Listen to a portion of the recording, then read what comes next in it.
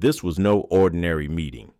The overhead fluorescent lights cast a harsh glow on the faces of the management team, building security, the outside armed security detail, and law enforcement officers assembled at the long polished table. The room, though spacious, felt smaller under the weight of the impending conflict. This wasn't just a routine meeting. It was the calm before a storm that everyone knew was coming.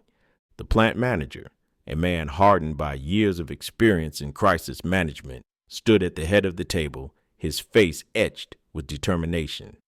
He spoke in a stern, no-nonsense voice, one that commanded attention. "We got about 50 guys that are on standby," he began, his tone clipped, "and another 50 coming in from non-union locations to pick up the work in the event of a strike. As soon as we get the call, we're locking out the workers on the east end of the building and bringing the backup workers in through the west.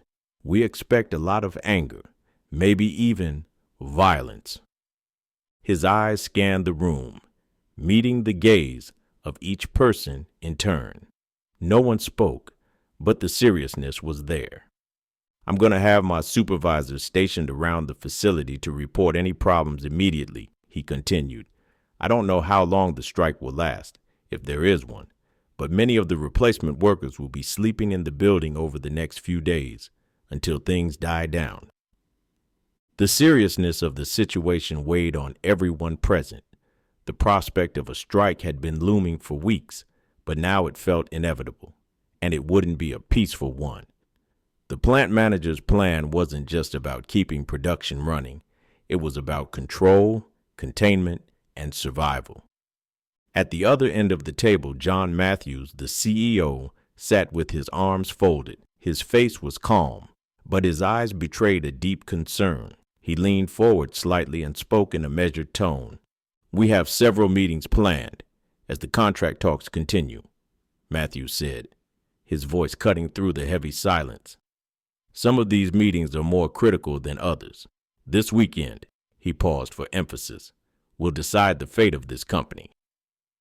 His words hung in the air, carrying a weight that everyone in the room felt.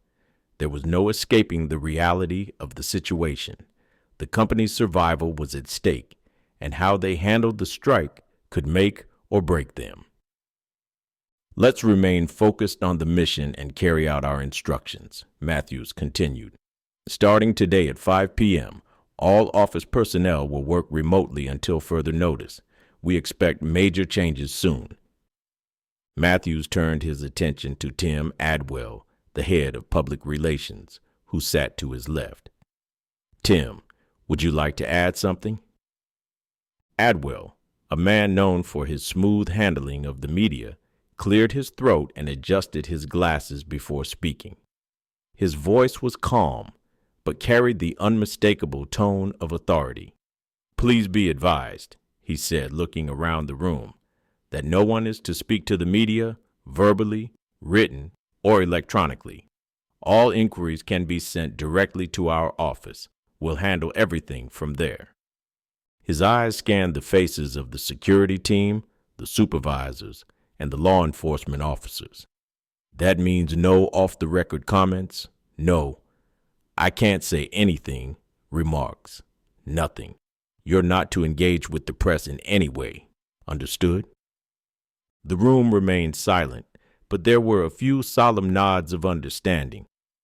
John Matthews leaned back in his chair, his expression serious and thoughtful. "Again," he said, his voice more solemn now, "the events of this weekend will change the company and our families forever. Let's make sure we follow protocol. No mistakes." The weight of his words settled heavily over the room. This wasn't just about managing a strike anymore. It was about protecting the company's future, ensuring the livelihood of everyone in the building and beyond. But the tension was clear. Every person in that room knew that once the strike began, control would become a fragile thing, teetering on the edge of chaos. As the room began to empty, small clusters of people remained behind, speaking in hushed tones. The armed security team stood near the door, their presence a constant reminder of how serious the situation had become. One of the supervisors, his face grim with worry, approached the plant manager. "You think we're ready for this?" he asked quietly, his eyes darting toward the security team. The plant manager didn't answer immediately. He glanced toward the window, where the factory loomed in the distance. "We're as ready as we can be," he said finally, though there was no real confidence in his voice. But this could go south really quick. The supervisor nodded in agreement. "I just hope it doesn't get violent." The plant manager's expression darkened. "Hope for the best, prepare for the worst. That's why they're here," he said, nodding toward the security detail. "If the workers push, we push back. It's going to be ugly, but we can't afford to let this place shut down." The supervisor said nothing, his eyes fixed on the window. Outside, the factory was still buzzing with activity, but that hum of productivity could be silenced in a matter of hours. John Matthews and the remaining members of management huddled together after the meeting, reviewing final plans and adjustments. Matthews glanced at his watch. The strike deadline was approaching fast, and with every minute, the likelihood of a peaceful resolution grew slimmer. "We'll be ready when the call comes," Matthews said, his voice firm but quiet. But even as he spoke, he couldn't shake the feeling that this weekend would be the beginning of a battle none of them were fully prepared for.